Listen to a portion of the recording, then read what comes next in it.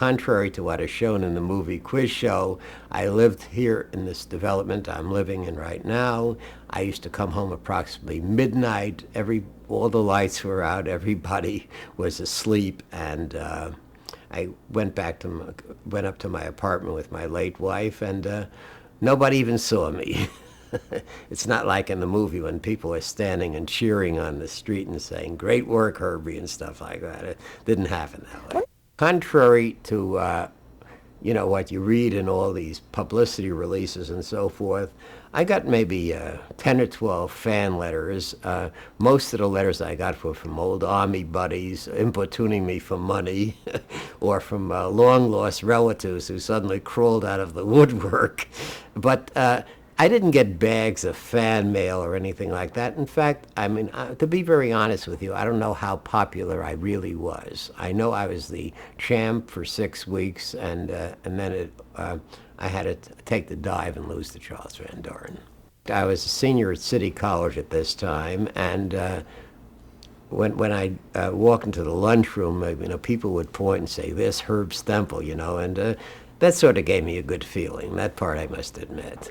But aside from that, I wasn't recognized on the street. Nobody stopped me or say, "Hey, aren't you the guy from the game show?" or anything like that.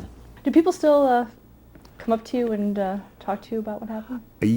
Yeah, as a matter of fact, I work for the Department of Transportation. I'm still working, and I do what are called examinations before trial, where I sit representing the Department of Transportation, the City of New York, against opposing lawyers who have the right to depose me, to ask me questions about various records which the city possesses.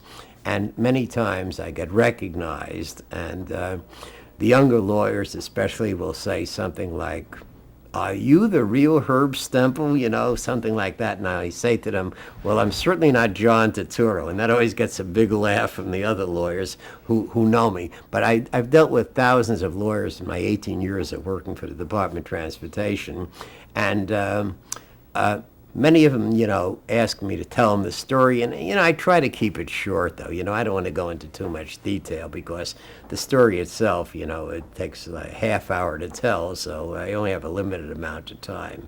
So I run.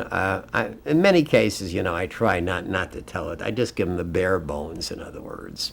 You're listed in the phone book. Do you get random calls? Oh, letters? Yeah. This is the strangest thing. Every time Quiz Show is shown on television, invariably the phone rings and some character at the other end says, "What picture won the Academy Award in 1955?